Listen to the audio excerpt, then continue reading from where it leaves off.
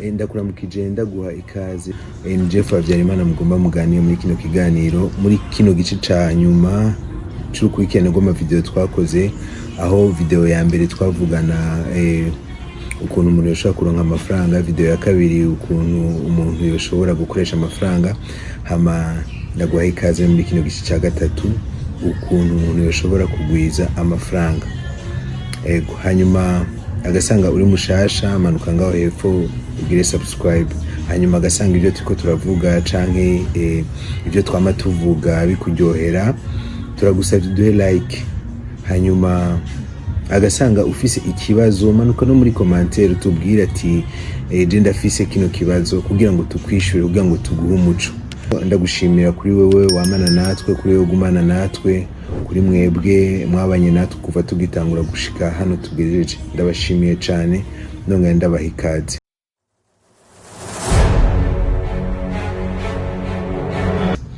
Rero twavuganye yuko muri kino gice tugiye kuvugana ukuntu umuntu yoshobora kugwiza amafaranga cyangwa kugwiza umwimbu. Kubisanzwe ni gice gikomeye cyane, ni gice gihambaye cyane, ariko unyemerere gato imbere yuko tuvuga ukuntu umuntu yoshobora kugwiza umwimbu, dutangure tuvuge ku bintu bibiri. Icambere na cakabari kwiga mu misanzo ni ikintu gikomeye cyane gose. Kwiga umugambi wawe yuko umeze neza cyangwa umugambi uza kugenda neza ni ikintu gikomeye cyane gose. Mu misanzo hari abantu benshi baja mu migambi, batangura gukora imigambi ariko batayize neza, batangura gukora ivyo bagiye gukora ariko batamanje kubaza, batamanje kwegera babigize abakoze izo business kugira ngo babaze ukuntu bigenda. Rero hajya kwiga ni ikintu gikomeye cyane. Mu bisanzwe urashobora kuba ufise amafaranga ukavuga nti nje kino kintu ndagikora, nkuko benshi dusigaye tubibona iyo umuntu ashinze nk'umugambi kanaka uzubona n'abandi bantu bawushimiyemo. Mwaho ugasanga bamwe benshi baje mu nyuma kubera bataronse umwanya wo kwiga umugambi, barahomvye baratashe, ariko umwe wa mbere umwe yatangura akabandanya akora, ni kubera aba yaragize ntaba yarize. Rero hano kwiga misanzo ni gice gikomeye cyane gose, ni ikintu utokwirengagiza. Twarakivuze yuko umuntu ateza kwibikira amafaranga, ateza kwitegereza amafaranga kugira ngo ashobore kwiga mu mugambi agiye gukora, niho utagira amakosa menshi, niho ushobora kumererwa neza, niho ushobora gukora ikintu uri yareze uvuga ati ikintu bagikora gutya kigenda gutya, ukamenya ukuntu kigenda. Hano ikintu ca kabiri twovugana ni indero, ni ukwihangana, ni ukwihanganira amafaranga, ni ukwifunga, ni ukumenya ukuntu vyitwaramo. Bisanzwe hari abantu benshi batihanganira amafaranga. Iyo umuntu aroza amafaranga, twarabonye abantu amafaranga muca mu ntoke akagenda gutyo nyene, naho bari menshi aba menshi canke make agenda uko nyene, ariko agenda atayavyajijemo ayandi mafaranga. Bisanzwe amafaranga aguciye umuntu agenda handi ni ikintu kibabaje cyane gose, ni ikintu kitameze neza. Ariko iyo akaba amafaranga mu bisanzwe umuntu ayaronse hanyuma ukamanza ukayakoresha kugira ngo avyarane amafaranga, vyari kuba ari vyiza. Rero nawe mu buzima bw'iwawe mu bisanzwe urakwiye gushiramo ikintu cyo kuvuga ati ano mafaranga ndayihanganire, ano mafaranga nabitse ndayihanganire, kuko turabona yuko hari abantu benshi batihanganira amafaranga, kandi kikaba ari nk'ikintu kibi cyane gose, gishobora no kukubuza gushika kuri ryaterambere, gishobora kukubuza kuri kwa kwigenga mu by'ubutunzi. Rero no kubwira yuko agasanga baranyumvirije mu gace gaheruka, ukaba ubona yuko bijya twavuze ushobora kubishobora. Mu bisanzwe kano gace tugezemwo ni nk'agace kukwegera ko gusa, ni si ibintu bigoye, si ibintu bihambaye tugiye kuvugana, ni ibintu bisanzwe, ibintu bidushikira mu buzima bwa misi yose. Rero gushika kwigenga mu bintu by'amafaranga bimeze gucyanye. Ya mafaranga warayabitse, warakoze amafaranga warayabitse, hanyuma iyo wayabitse uragenda ukavuga ati agasanga ari miliyoni 2, umugambi wanje uzotwara miliyoni 2. Hama rero ukavuga ati izi miliyoni 2 jewe ngo ndazishe mu mugambi. Uzize mu mugambi ukawukora, ugatangura ugakora, umugambi ukabaho, ugatangura ugakora. Hanyuma iyo utanguye kukuzanira amafaranga, ni hamwe twovuga yuko ubu uriko urababa kugushika ku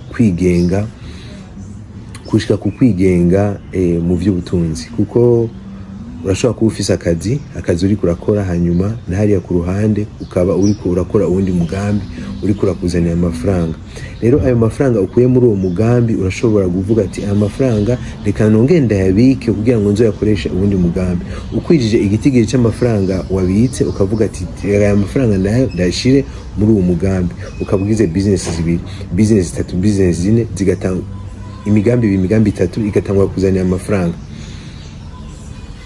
Aho none ntuba uri umutunzi, ubu uri umuntu akomeye cyane gose, kuko igihe ya mafaranga wabika canke ya mafaranga washira mu migambi yawe iyo atanguye kuzana yandi mafaranga, nico gihe twovuga yuko umuntu aba ashitse ku kwigenga. Kubera kuri wewe iyo bimaze gushika kuri ico kiringo, mu kugira ngo ugire ingendo ntibikugora, mu kugira ngo wiryohere na famiye ntibikugora, mu kugira ngo ukore ikintu cyose ushaka gukora mu buzima bw'iwawe ntibikugora, kuko uba warabitegekanije mu buzima bwawe.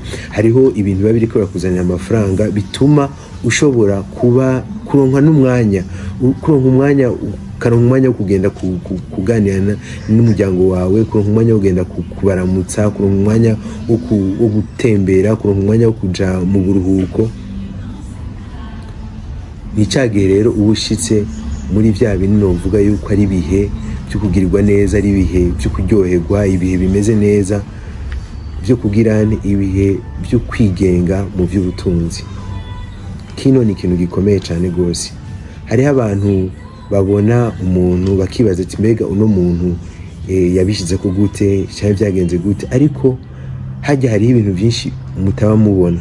Hari ibintu byinshi aba yarihanganiye, byane twavuga byo kwihanganira amafaranga. Hari ibintu byinshi aba atari, hari ahantu henshi aba atagiye kugira ngo ashobore gushika ku bintu abagezeko. Rero nashaka wiyumvire kuri ano majambo. Mu bisanzwe kugira ngo ubutunzi ni nk'igiti. Igiti kiva ku rubuto rumwe. Aho ndavuga nk'igiharage. Igiharage uteye kimwe kiravamo, ugiteye neza kiravamo ibiharage byinshi. Ikigori nuko nyene, ibikoko nuko nyene, umwembe nuko nyene, n'abantu nuko nyene, turagwira tukarondoka. Iryo ni ijambo rya mbere. Ijambo rya kabiri naryo two kwiyumvira ko ni ikiyaga. Ikiyaga kugira ngo cyitwe ikiyaga kugira ngo kibeho, nuko hari inzuzi nyinshi zisuka muri ico kiyaga. Hariho inzuzi nyinshi cyane gose, nkangaha iwacu muri Tanganyika hisukayo za Rusizi, za Ntahangwa, za Muha, hisukayo za Nyabagere hariya hirya, hisukayo za inzuzi nyinshi cyane gose zisuka mu kiyaga ca Tanganyika. Kugira ngo rero kibe ikiyaga nuko hari inzuzi nyinshi zisuka muri ico kiyaga. Rero n'amafaranga nuko nyene, kugira amafaranga uyagwize, kugira ngo amafaranga agwire, kugira ngo ube umutunzi, nuko ushaka kuba ufise ibintu byinshi cyane biba biriko birakwinjiriza amafaranga, nuko ufise imigambi myinshi cyane uba warakoze biba biriko birakwinjiriza amafaranga. Rero iyo ufise imigambi 3, 4 canke nawe ufise umugambi umwe ariko ukaba uriko urakwinjiriza amafaranga, ni cagihe amafaranga aba ariko aragukorera. Uba washitse kuco twokwita ukwigenga mu bintu by'ubutunzi. Aho nta bwoba bw'ubuzima bugifise, aho nta bwoba nabukeye bugifise, ariko uba washitse aho ushobora kuvuga ati kino kintu ndagikora, kino ntaco nkora. Aho uba washitse kukwiga, kuko ndizeye neza yuko mu byo uba waciyemo, mu buzima uba waciyemo, uba wize ibintu byinshi cyane gose bishobora kugufasha no mu minsi izoza. Rero ngira ko ntanga impanuro. Mu bisanzwe izo nguvu ufise uno munsi, ejo ntuzoba uzifise. Urashobora gusaza agasanga uri kuraronka amafaranga, yabike hanyuma uzoyakoreshe icyo ushaka kuyakoresha, uyakoreshe umugambi kugira ngo uwo mugambi uzokuzanira amafaranga. Agasanga ufise akazi naho uno munsi kari kuzanira amafaranga, ntiwibaze yuko akazi gashobora kwamaho iminsi yose, ntiwibaze yuko ako kazi uzokamana nako kashobora kuzohera umunsi umwe.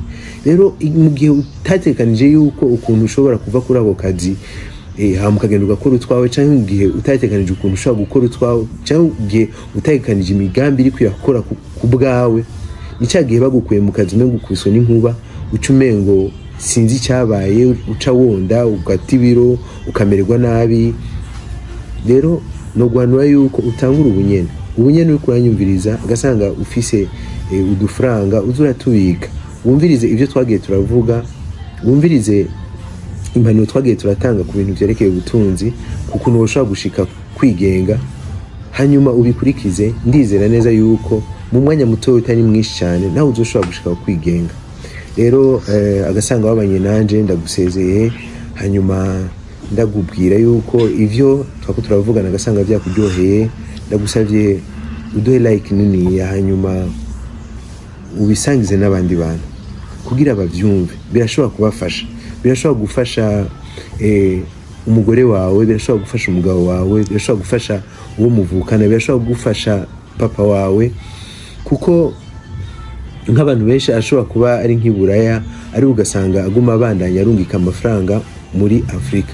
Musanzo hariho umugani w'abashinwa uvuga ngo hako noguma ndaguha isamagi ukaguma uzirya, ahubwo no kwigisha kuziroba. Rero natwe turakwiye kwiga ukuntu twokora imigambi kugira ngo imigambi dukorere hamwe. Umuntu aryamye, amafaranga yawe agume agukorera, amafaranga aguma agufasha, aguma agukorera, akuzanira ayandi mafaranga.